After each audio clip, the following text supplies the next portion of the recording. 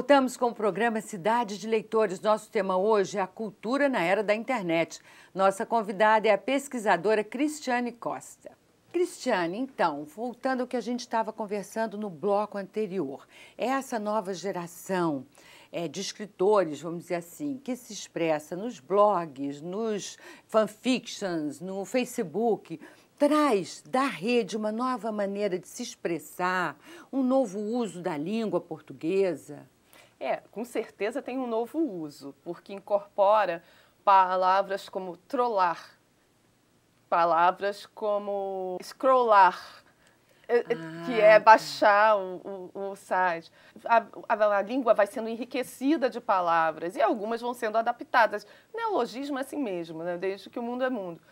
Mas a gente tem que pensar se expressão é só escrita, né? O que eles são é uma geração que é visual e que é multimídia. Então, os limites entre as linguagens, que eram muito claros nas mídias anteriores, então, cinema e televisão era mídia audiovisual, né? Rádio era só áudio, escrita era texto impresso, tudo isso se mistura. Então, não existe mais uma diferença entre uma linguagem e outra. Quando você vai para as mídias digitais, você vai só incorporando. E, na verdade, o termo nem é mais multimídia, é transmídia. Pois é, a gente ouve falar agora muito em transmídia. O que seria? Explica pra gente direitinho essa transmídia. É uma coisa que os meninos fazem direto, intuitivamente. A gente, um pouco mais velho, tem que aprender a entender isso. Por exemplo, você pode ter um livro que rende um filme. Mas o filme não vai ser uma adaptação mais do livro.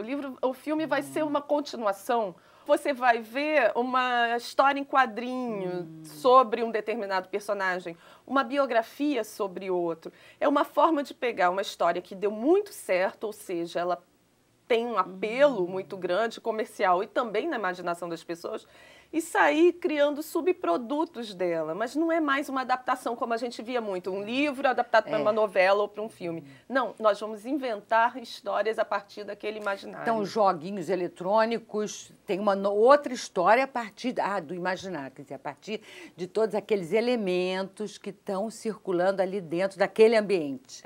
E as pessoas têm muito preconceito com jogos, né? Isso é uma grande questão. Pais, professores ainda não perceberam que os jogos são talvez a literatura do futuro. A literatura eletrônica, literalmente, o jogo não é uma literatura adaptada. O jogo nasce na era da eletrônica, uma narrativa. A gente tenta até evitar o termo literatura para isso. Para eu entender melhor, são novas narrativas, novas formas de narrativa. Mas tem grandes especialistas americanos que consideram literatura eletrônica. Agora, essas novas formas voltando assim um pouquinho para a literatura, né? Eu fico muito interessada assim, nessa nova relação de escritor-leitor. Porque a gente está falando um pouco antes, você falou nos blogs que as pessoas comentam e modificam até, abrem novos caminhos para o autor, para o escritor, modificam a história que ele estava começando a contar, né? Essa relação, como é que ela ficou? Hoje em dia todo mundo pode ser autor, para começar, né? Você não tem mais a peneira das editoras, aquele mediador que era o editor. E eu fui editora de livros muito tempo, então posso falar, realmente, você recebe 200 projetos de livro, 200 originais. 1 ou 2 vão ser escolhidos no máximo. E às vezes não é só a qualidade que vai definir, não. É o nome do autor, se aquele autor é muito conhecido, se ele é um autor importante, se ele é uma celebridade, né? Tem outros critérios. Então, o que esses 182 aspirantes a escritor faziam? Botavam na gaveta ou mandavam para outra editora. Hoje não, ele vai lá procurar seu próprio leitor e pode se dar muito bem com ele. Ele pode, por exemplo, imprimir sob demanda. Então, porque tem na Amazon, né, o site que faz imprimir sob demanda. Vários sites, mesmo no Brasil, você manda seu texto para lá, você mesma faz a capa no template dele, você mesma o diagrama no template dele, fica lá. E quem quiser comprar, baixa, ou gratuitamente, ou paga um valor e tal. Hoje em dia se descobre best-sellers, eles chamam Kindlerellas, Cinderelas do Kindle. São autores que botaram o livro lá e quando viram tinham vendido 200 mil exemplares, 300 mil exemplares. E as editoras ficam, meu Deus, quem é esse cara? Aí elas correm atrás. Para você ter uma ideia, hoje em dia, por exemplo, um livro eletrônico, você pode botar um sistema de metrificação nele. Então, toda vez que alguém baixar o seu livro, você vai conseguir medir, por exemplo, até que página aquelas pessoas estão indo. Elas leem tudo, na página 20 param. Aí passa um tempo, aí voltam a ler. Elas sublinham, elas gostam mais de determinada frase, elas compartilham determinado capítulo. Você, como autor e editor, você consegue medir, mais ou menos como autor de novela. Ele consegue medir o que está fazendo sucesso e o que não está. E aí se corrigir, já que o arquivo é eletrônico. Nossa, que possibilidade maravilhosa. Assim como na literatura, o fenômeno da internet criou novas formas de fazer e ouvir música. A diversidade e independência estética da música brasileira atual ficaram evidentes na série de shows Sai da Rede, o som que vem da web. A segunda parte da entrevista com o curador do evento, Pedro Sailer. A gente assiste agora. Mesmo quando ela não está se arrastando pelo som da batucada,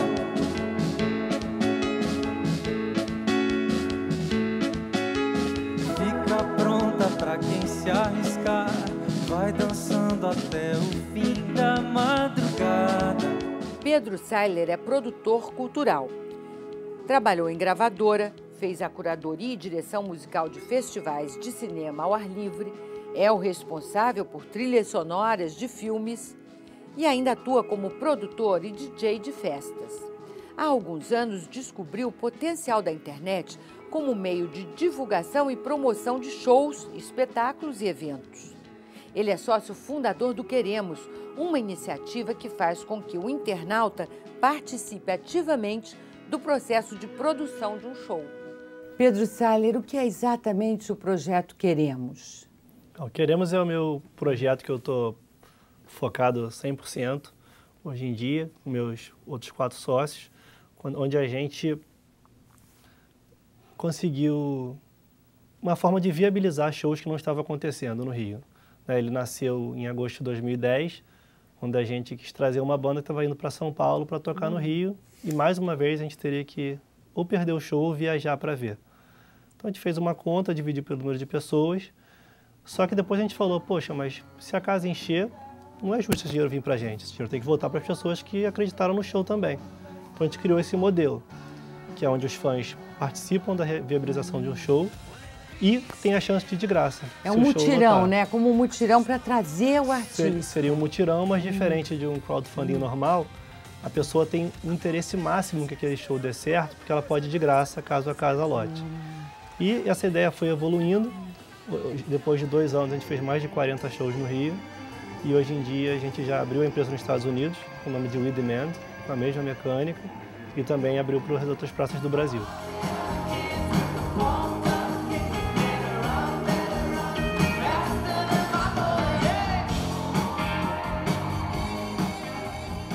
A troca entre a obra do artista e os fãs virtuais é muito rápida hoje, bem diferente de antigamente. Você acha que isso influencia de alguma forma o jeito de criar, o processo de criação do artista?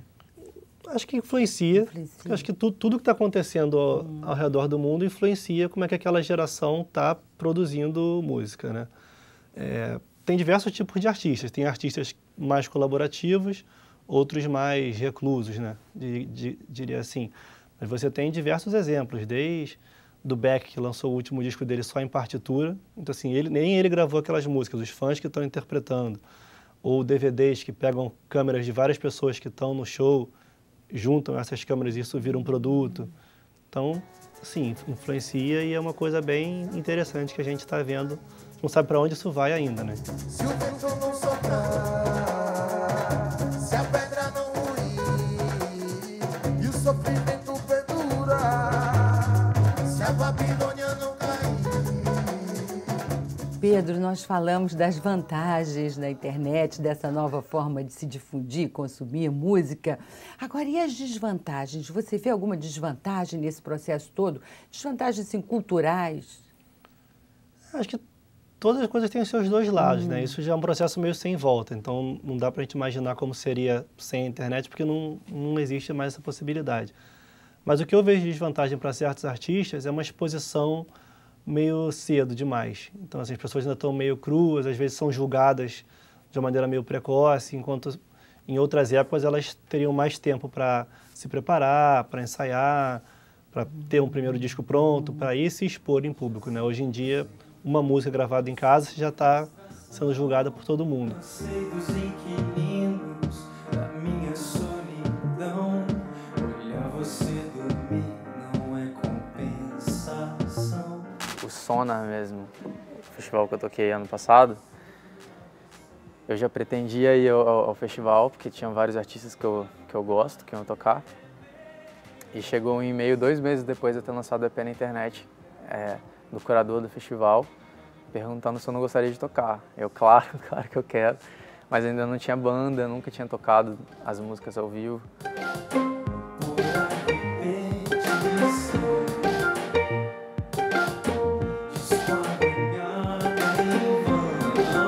Você pensa em expandir esse diálogo que vocês promovem entre música e fãs e consumidores para outras áreas culturais, outras áreas artísticas, como cinema, teatro, Sim, por exemplo? No Queremos, a gente desde o início já pensou para desde stand-up comedy a esporte, passando por exposição, teatro, mas a gente ainda está aprendendo como fazer isso na música direito para depois tentar seguir para essas outras áreas. Vou pra Belém, meu bem, vou numa perna só, vou dançar um carimbó, vou tomar um tacacá. Eu vou pra Belém do Pará, pra dançar um carimbó. No próximo bloco, Mas quem tem mais medo do livro digital são as editoras de livro didático.